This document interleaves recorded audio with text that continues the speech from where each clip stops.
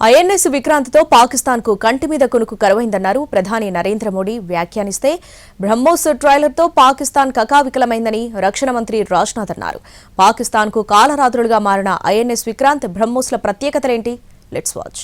भारतीय नौसेना द्वारा पैदा किए जो भय पैदा किया गया है. ప్రధాని నరేంద్ర మోడీ చెప్పినట్టు ఐఎన్ఎస్ విక్రాంత్ వాహక నౌక పాకిస్తాన్ వంటి శత్రు దేశాల్లో వణుకు పుట్టించే నౌక.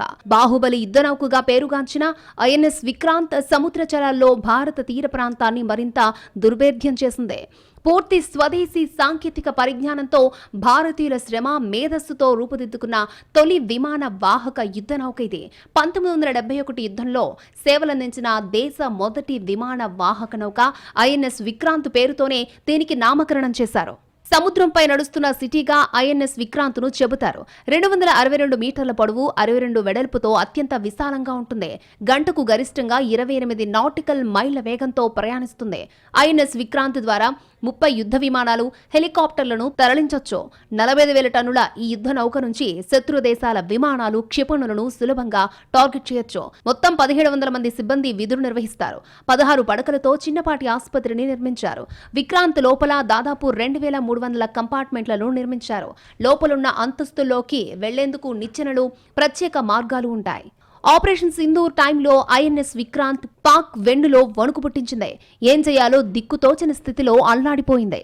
ఇదే సమయంలో మన రక్షణ రంగం అమ్ముల పదులో మరొక అస్త్రం బ్రహ్మోస్. మన శత్రువు ఇక బ్రహ్మోస్ నుంచి తప్పించుకోలేరు అన్నారు రక్షణ శాఖ మంత్రి రాజ్నాథ్ సింగ్. ఇప్పుడు పాకిస్తాన్ లో ప్రతి అంగుళం భూమిని బ్రహ్మోస్ క్షిపణి చేరుకోగలదని చెప్పారు. ఆపరేషన్ సింధూర్ కేవలం ట్రైలర్ అని, ఆ ట్రైలరే పాకిస్తాన్ ని కకావికలం చేసిందన్నారు.